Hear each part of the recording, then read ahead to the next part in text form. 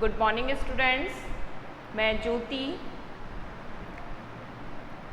मैं आशा करती हूँ आप सभी अपने घर पर सुरक्षित होंगे। जैसा कि आपको पता है, जो हमारी बुक है कॉर्डेटा, उसमें हमने एक नए जंतु का प्रारंभ किया पढ़ने के लिए, यूनिट 1 का, और उसका नाम क्या है? एम्फीऑक्सिस। जो हमारा जंतु है वो क्या है? एम्फीऑक्सस, या इसी को हम क्या कहते हैं? ब्रैंकियोस्टोमा। क्या कहते हैं हम इसको? ब्रैंकियोस्टोमा। और इसमें आज हम क्या पढ़ेंगे? इसका पाचन तंत्र। जो हमारी पहले वाली क्लास थी, उस क्लास में हमने जो एम्फीऑक्सिस है, उस एम्फीऑक्सिस की सामान्य जो संरचना है उसके बारे में देखा। तो क्या है एम्फीऑक्सिस? एम्फीऑक्सिस सिफेलोकॉर्डेटा का सदस्य है। सिफेलोकॉर्डेटा यानी कि वो जंतु जिनमें नोटोकॉर्ड सिर क्षेत्र से भी आगे निकली होती है। ये मैंने आपको इम्पॉर्टेंट बताया था कि आप इस क्वेश्चन को इन्वर्टेड कॉमा में, या सिफेलोकॉर्डेट क्या है, क्वेश्चन कैसे होता है, ये सिफेलोकॉर्डेटा क्वेश्चन कंपटीशन एग्जाम में साथ के साथ जो हमारा एग्जाम होता है उसमें पूछा जा सकता है। कैसे पूछते हैं? तो ये पूछा जाता है सिफेलोकॉर्डेट जीवों की विशेषता क्या है। ठीक है, एक क्वेश्चन तो क्या हुआ? सिफेलोकॉर्डेट जीवों की विशेषता क्या है। या इसी क्वेश्चन को सेकंड तरीके से कैसे पूछ सकते हैं? सिफेलोकॉर्डेट क्या होते हैं? सिफेलोकॉर्डेट क्या होते हैं? या थर्ड टाइप से इसको ऐसे पूछा जाता है, सिफेलोकॉर्डेट जीवों में ऐसी कौन सी विशेषता होती है जो अन्य किसी कॉर्डेट जीव में नहीं पाई जाती? तो आंसर एक ही है, लेकिन इस आंसर के क्वेश्चन अलग अलग हुए। पहला क्वेश्चन, सिफेलोकॉर्डेट की विशेषता बताइए। दूसरा क्वेश्चन, सिफेलोकॉर्डेट क्या होते हैं। और तीसरा, ऐसी कौन सी विशेषता है जिसके कारण सिफेलोकॉर्डेट जीव अन्य कशेरुकियों से भिन्न होते हैं, या हम कहें अलग पहचान रखते हैं। तो क्या है वो विशेषता? वो विशेषता ये है कि सिफेलोकॉर्डेट ही ऐसे जीव होते हैं जिनमें नोटोकॉर्ड, कैसे जीव हैं ये? वो जीव जिनमें जो नोटोकॉर्ड है वो सिर क्षेत्र से भी आगे निकली होती है, जबकि जो अन्य कशेरुक जीव होते हैं उनमें जो नोटोकॉर्ड होती है वो सिर क्षेत्र से पहले पाई जाती है। तो सिफेलोकॉर्डेट जीवों में नोटोकॉर्ड सिर क्षेत्र से भी आगे निकली होती है। ठीक है, इसके बाद जब हम एम्फीऑक्सिस की बात करते हैं तो एम्फीऑक्सिस किस तरह के आवास में पाया जाता है? तो एम्फीऑक्सिस पाया जाता है मेडिटेरियन समुद्री जल में। मेडिटेरियन समुद्री जल में ये जीव पाया जाता है। मेडिटेरियन समुद्री जल यानी कि वो समुद्री एरिया जहाँ का जल कैसा हो, हल्का गर्म रहता है। उस क्षेत्र में ये रेत में धसी हुई अवस्था में या हम कहें रेत में बिल बनाकर रहता है।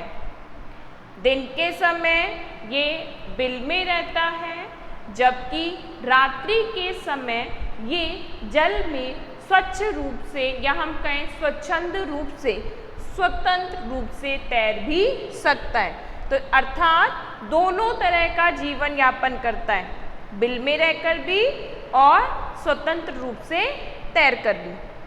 तो इस तरह की बात हमने कहाँ अपनी पहले वाली वीडियो में करी थी।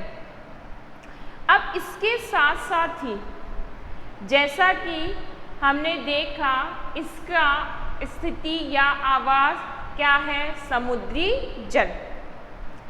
तो ये जलीय जीव है, तो इसमें भोजन की जो विधि पाई जाती है, जो भोजन का या हम कहें पाचन का जो प्रकार यदि हम देखें, तो इसमें कैसा पक्षमाभी या सीलियरी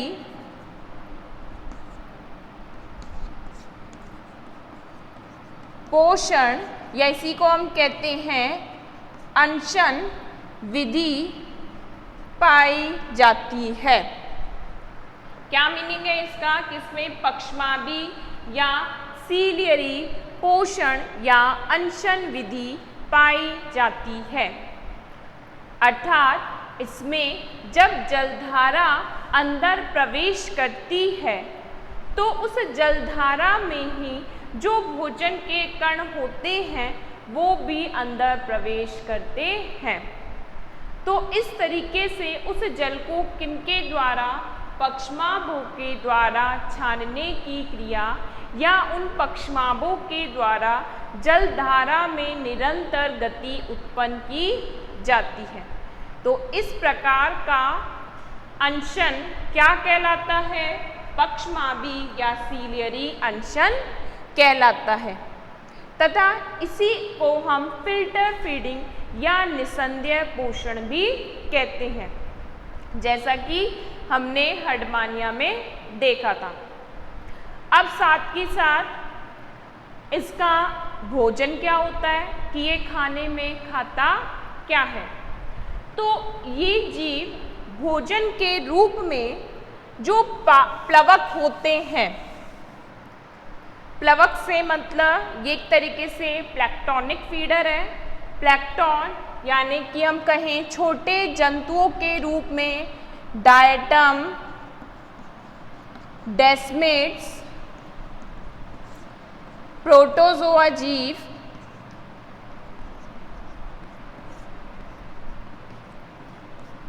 यानी कि हम कहें जो छोटे जीव होते हैं उनको ये भोजन के रूप में ग्रहण करता है।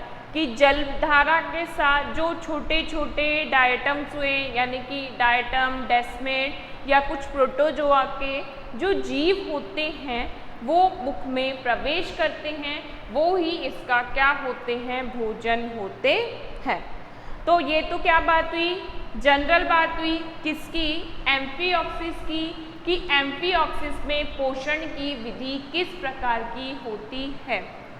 तो यहाँ हम हर्डमानिया और एम्फिऑक्सिस का यदि तुलनात्मक भी देखें तो दोनों में समान प्रकार का निस्संदेह पोषण पाया जाता है। हर्डमानिया भी समुद्र जलीय आवास में रहता है और एम्फिऑक्सिस भी समुद्र जलीय आवास में रहता है। हर्डमानिया भी कैसा है, पक्षमाभी पोषण विधि वाला जीव है और एम्फिऑक्सिस भी पक्षमाभी पोषण विधि वाला जीव होता है। हर्डमानिया में भी जो भोजन होते हैं वो जो प्लवक जीव हैं जैसे डायटम, डेस्मेट, प्रोटोजोआ आदि होते हैं। एम्फिऑक्सिस में भी कैसा है, प्लैंक्टोनिक फीडर है ये भी, अर्थात प्लवकों को भोजन के रूप में ग्रहण करता है। ये तो हो गई इसमें समानताएं। अब हम बात करते हैं इसके पाचन तंत्र की। तो एम्फिऑक्सिस में भी पूर्ण विकसित पाचन तंत्र पाया जाता है। एम्फिऑक्सिस भी ऐसा जीव है जिसमें पूर्ण विकसित पाचन तंत्र पाया जाता है। पूर्ण विकसित से मतलब अर्थात इसमें पाचन तंत्र दो संरचनाओं या हम कहें दो भागों में बटा होता है। पाचन तंत्र के दो प्रमुख भाग हैं। पहला है आहार नाल और दूसरा आता है पाचक ग्रंथियां। ठीक है, पहला भाग कौन सा हुआ? आहार नाल और दूसरा आता है इसमें पाचक ग्रंथियां। तो जब हम एम्फिऑक्सिस की बात करते हैं तो एम्फिऑक्सिस में पूर्ण विकसित पाचन तंत्र है, तो आहार नाल भी कैसी होगी? पूर्ण विकसित ही पाई जाएगी। तो यहाँ हम इसकी आहार नाल देखते हैं तो ये भी कैसी होती है? पूर्ण विकसित। साथ ही साथ ये कैसी होती है? लंबी नलिकाकार सीधी। लंबी सीधी नलिकाकार संरचना होती है। तो यदि हम इसकी हर्डमानिया से तुलना करें तो क्या होगा? जो हर्डमानिया है उसमें क्या होता है?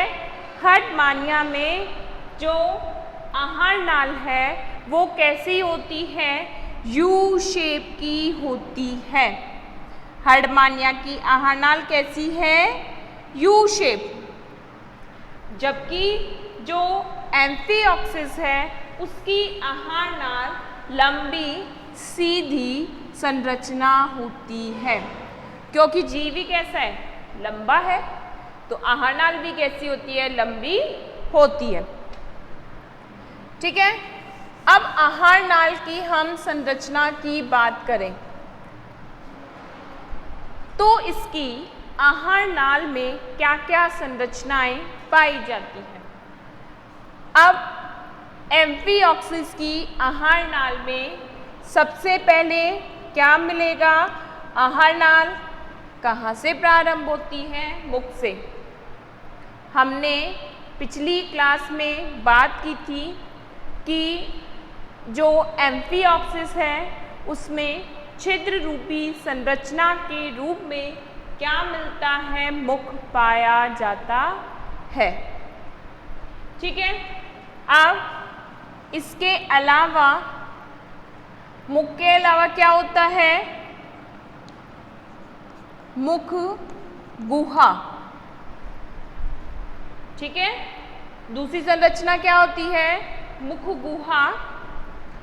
मुख गुहा की जब हम बात कर रहे हैं तो यहाँ पर जो इसकी मुख गुहा है उसमें और भी संरचनाओं के रूप में क्या पाया जाता है?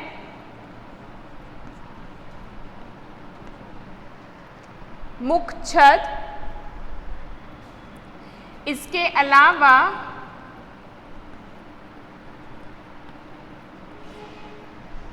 वेस्टिब्यूल।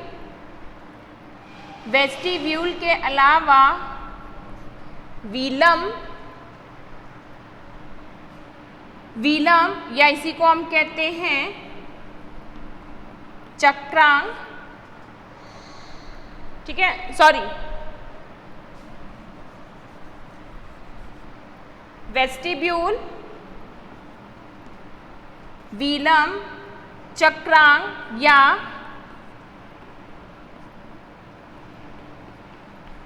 व्हीलर अंग। इसके साथ साथ ही इसी में एक संरचना मिलती है जिसको हम कहते हैं आंत्रमुख या एंट्रोसोमिक। स्टोम। ये वो प्रमुख संरचनाएं हैं जो कि मुख गुहा में पाई जाती है। कौन सी संरचना कहाँ मिलती है, जब हम इसका डायग्राम स्टडी करेंगे तब एक एक देखेंगे कौन कौन सी संरचना मिलती है। तो मुख गुहा में ये हमने जो लिखा है वो क्या लिखा है, मुख गुहा व मुख छद। तो क्या क्या मिलता है इसमें मुख गुहा में, वेस्टिब्यूल मिलेगा, इसको और क्या कहते हैं, इसको कहते हैं प्रगाढ़, प्रगाढ़ या वेस्टिब्यूल। वीलम मिलता है, चक्रांग या व्हीलर अंग मिलता है। इसके अलावा आंत्रमुख या एंट्रोस्टोम पाया जाता है। ये सारी संरचनाएं किसमें मिलती हैं, मुख गुहा में मिलती हैं। अब मुख गुहा के बाद कौन सी संरचना पाई जाती है, तो मुख गुहा के बाद संरचना होती है ग्रसनी।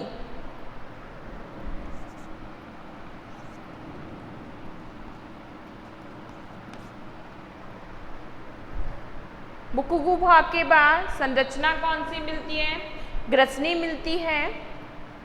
जो ग्रसनी है ये एम्फीऑक्सिस के शरीर का अग्र आधा भाग तक बनाती है। क्या करती है ये, इसका अग्र आधा भाग बनाती है।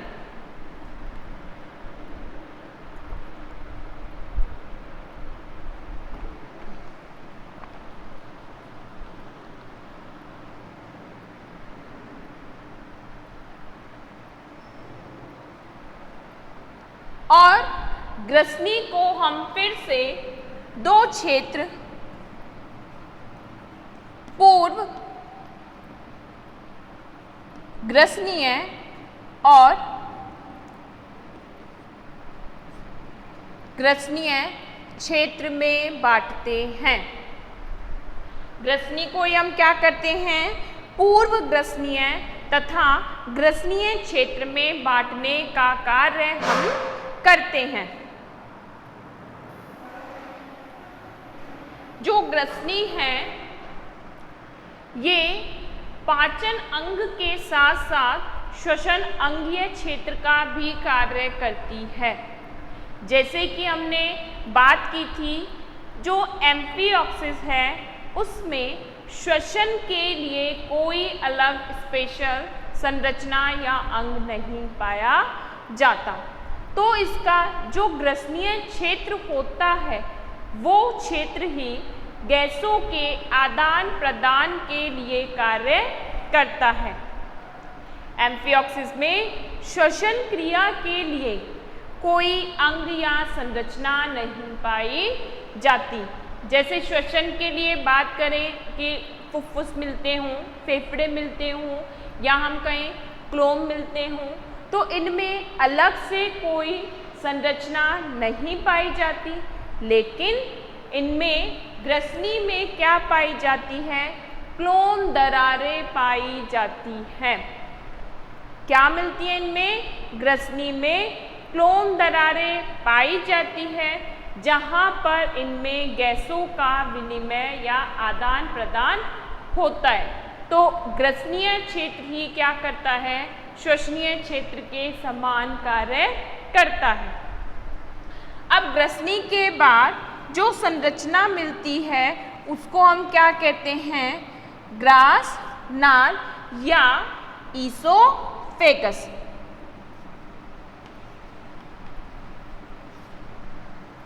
कौन सी संरचना मिलती है, ग्रसनी के पीछे ग्रासनाल व ईसोफेगस मिलती है। और इसके बाद जो संरचना पाई जाती है वो कौन सी होती है, आंत पाई जाती है। इनमें भोजन का जो पूर्णतः पाचन है, चाहे वो बाह्य कोशिकीय विधि से हो चाहे अंतः कोशिकीय विधि से हो, भोजन का पाचन कहाँ होता है, आंत्र में होता है।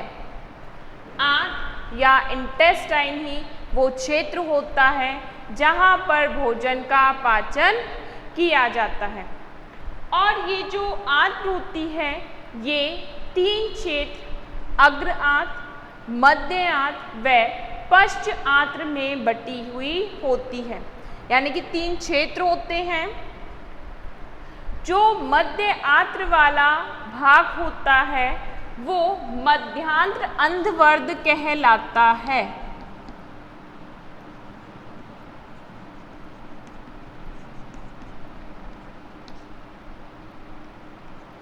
मध्यांत्र अंधवर्ध, ठीक है।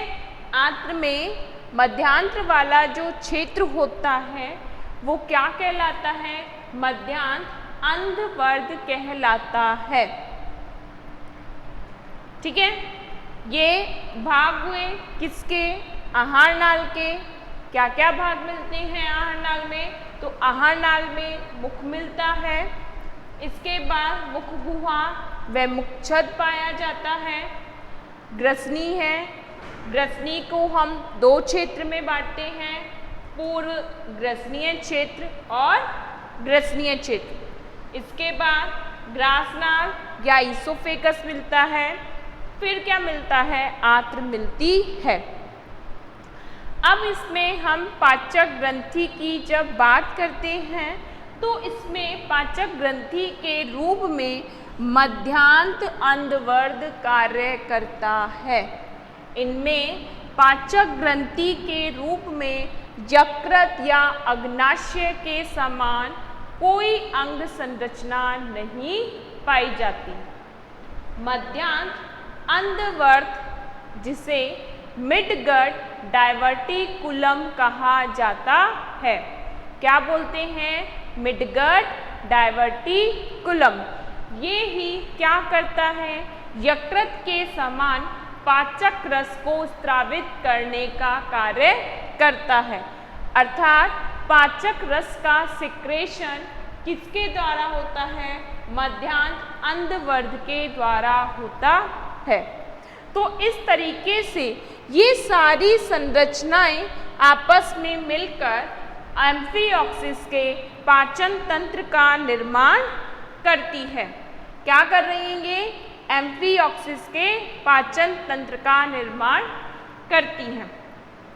अब हम इसकी क्या स्टार्ट करते हैं? आहार नाल।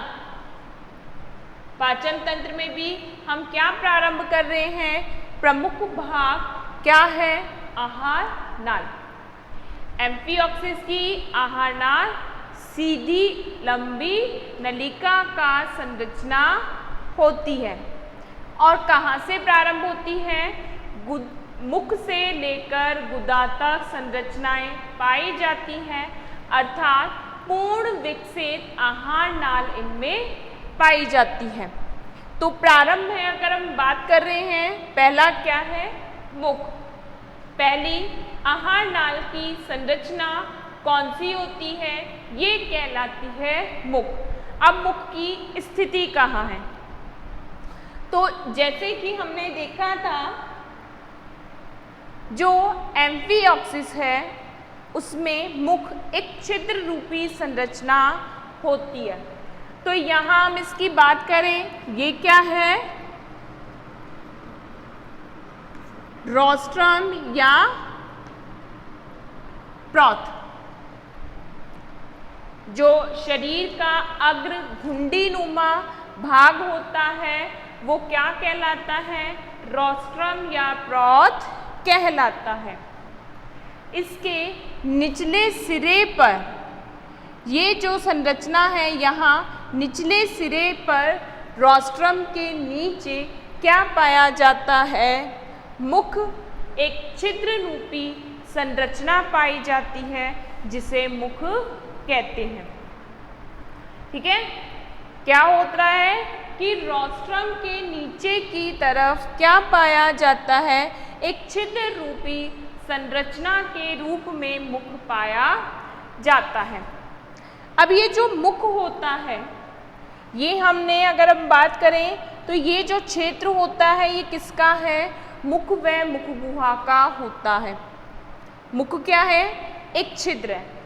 अब इस छिद्र के ऊपर दो सतह से एक रोस्ट्रम के नीचे से और साथ ही साथ शरीर के इस क्षेत्र से। क्षेत्र यहाँ पर पिछले डायग्राम में हमने क्या बनाया था, यहाँ बनाए थे कुछ फोल्ड्स।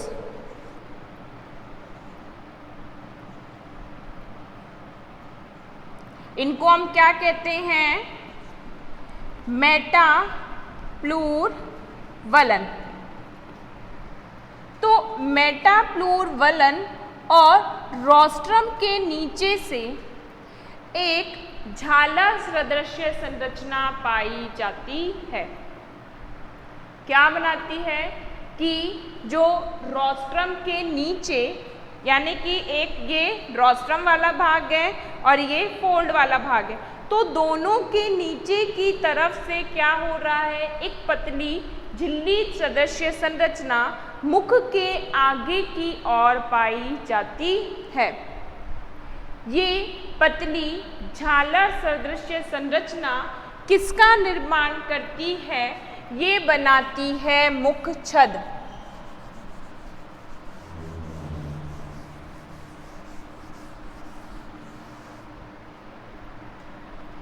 ये हमने इस तरीके से फोल्ड्स देखे थे, इनको हमने क्या कहा था, मेटाप्लूरल वलन, और यहाँ क्या था, रोस्ट्रम वाला भाग।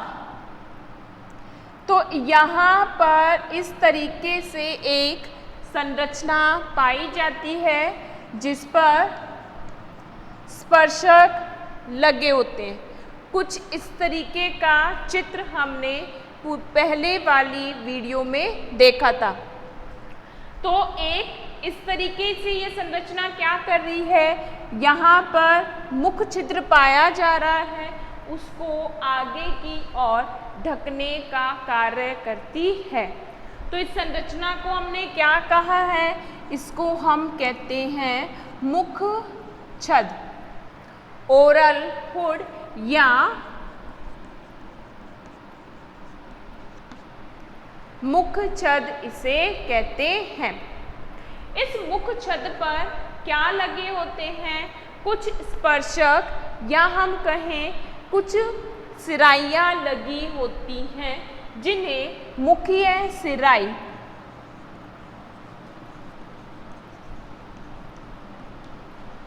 या बकल सिराई कहते हैं। तो ये जो डायग्राम है, ये एक तरीके से क्या है, ये पूरी संरचना क्या कहलाती है, मुख छद।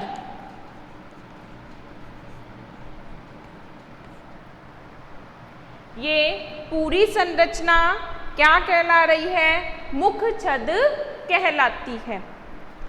और इस मुख छद पर ये जो लगे हुए हैं, इनको हम कहते हैं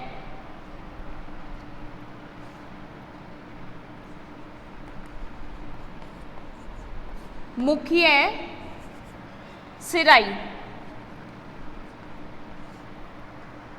क्या कहते हैं हम इनको, मुखीय सिराई कहते हैं।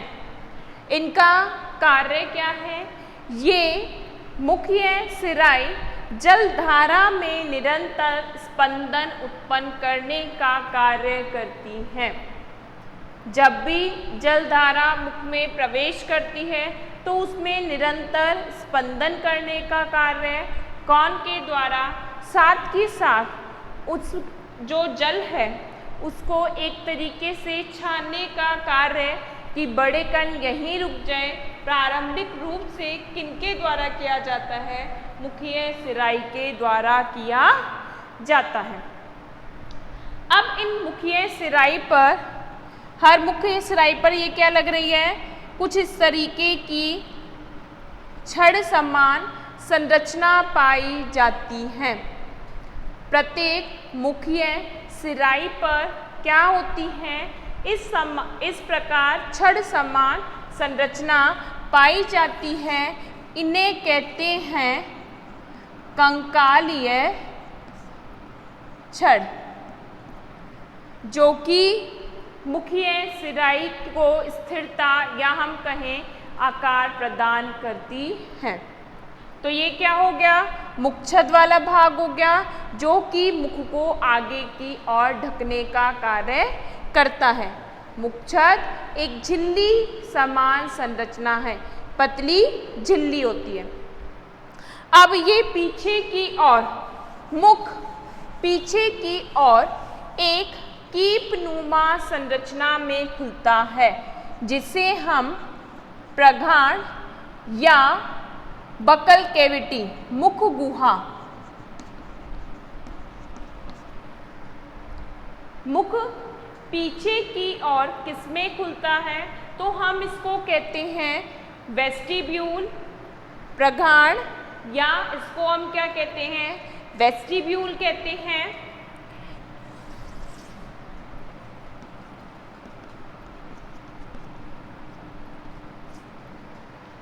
जो कि एक किस प्रकार से कीपनुमा संरचना होती है। वेस्टिब्यूल किस प्रकार की संरचना है, वेस्टिब्यूल एक कीपनुमा संरचना होती है। तो मुख पीछे की ओर एक कपनुमा संरचना में खुलता है, जिसे हम वेस्टिब्यूल कहते हैं। वेस्टिब्यूल ही क्या होती है, एम्फिओक्सिस की मुख गुहा होती है। वेस्टिब्यूल ही क्या है, एम्फिओक्सिस की मुख गुहा होती है। जो वेस्टिब्यूल है ये किसकी बनी होती है, ये एपिथीलियम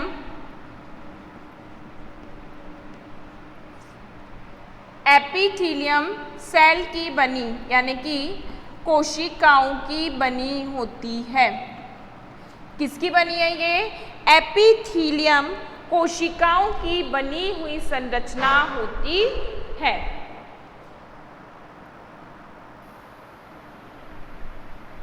अब ये जो संरचना है, फिर से रिपीट करते हैं, कहाँ से प्रारंभ हो रही है, ब्रॉथ या रोस्ट्रम के नीचे आहार नाल की प्रथम संरचना मुख पाया जाता है, जो कि एक छिद्र रूपी संरचना होती है। ये छिद्र या मुख के आगे की ओर एक पतली झिल्ली पाई जाती है, जो कि कहाँ से, मेटाप्लूरल वलन और रोस्ट्रम की नीचे वाली संरचना देह भित्ति के द्वारा निर्मित होती है, जिसे हम क्या कहते हैं, मुख छद या ओरल हुड कहते हैं। इस ओरल हुड पर 22 स्पर्शक या हम कहें सिराई लगी होती हैं, जिन्हें मुखीय सिराई कहते हैं। ये सिराई निरंतर जल धारा में स्पंदन उत्पन्न करने का कार्य करती है। यह मुख अंदर की ओर, मुख छिद्र अंदर की ओर एक कपनुमा संरचना में खुलता है, जिसे वेस्टिब्यूल या मुख गुहा कहते हैं। ये वेस्टिब्यूल एक्टोडर्मी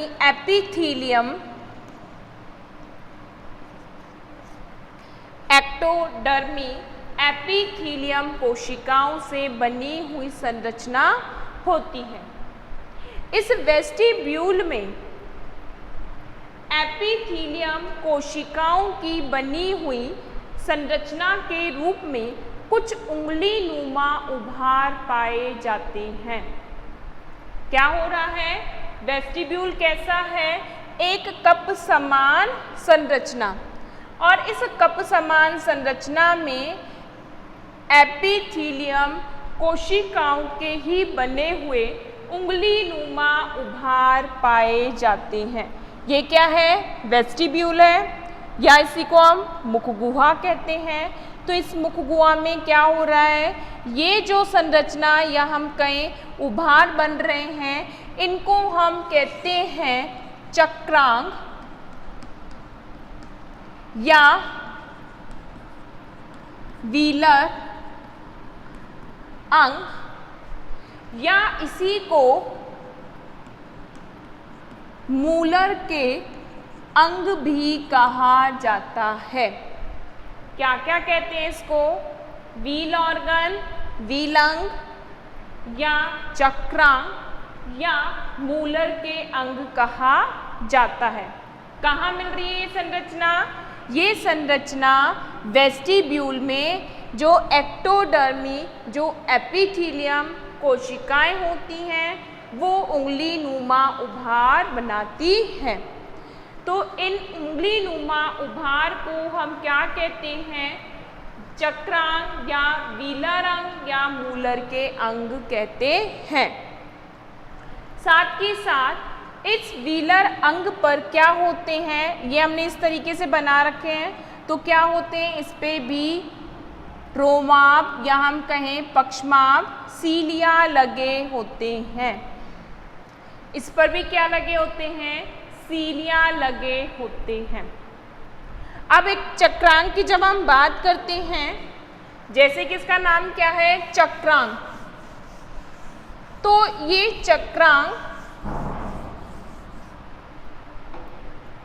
कुछ इस तरीके की संरचना है, गोल पहिए के समान संरचना होती है और इसमें इस तरीके से क्या होते हैं, हम वेस्टिब्यूल की संरचना बना रहे हैं, प्रगाढ़ या वेस्टिब्यूल।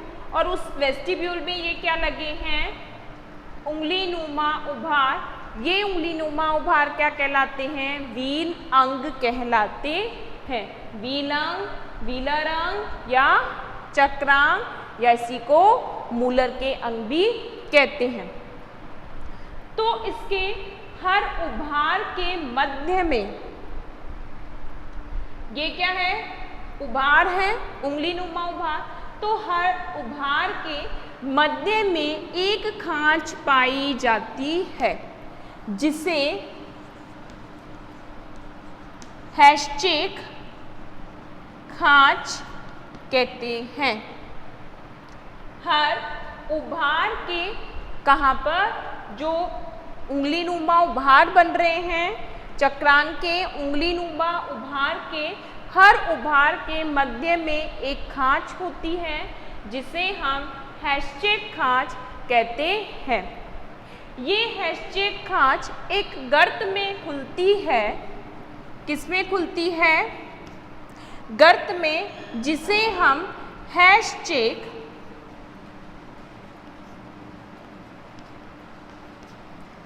गर्त कहते हैं। तो ये मैंने हैशचेक गर्त पीछे की ओर बनाया है। ये क्या है?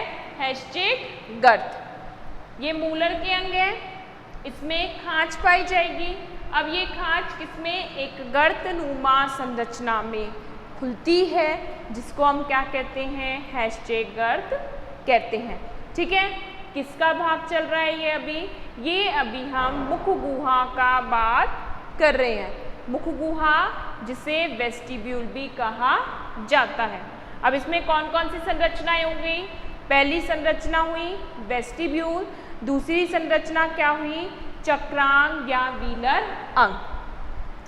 अब इसके पश्चात यानी कि वेस्टिब्यूल के बाहर की ओर, वेस्टिब्यूल से जब हम पीछे की ओर चलते हैं तो यहाँ पर क्या पाया जाता है? एक पतली झिल्ली सदृश संरचना पाई जाती है जिसे व्हीलम कहते हैं।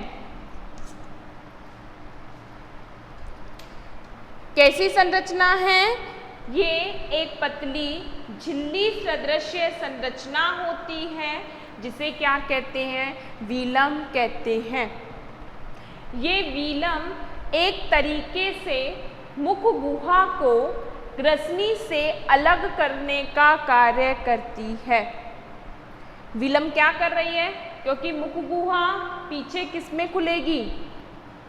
ग्रसनी में। तो उन दोनों के मध्य एक अवरोधनी परत के रूप में या हम कहें झिल्ली सदृश संरचना के रूप में क्या पाया जाता है? व्हीलम पाया जाता है।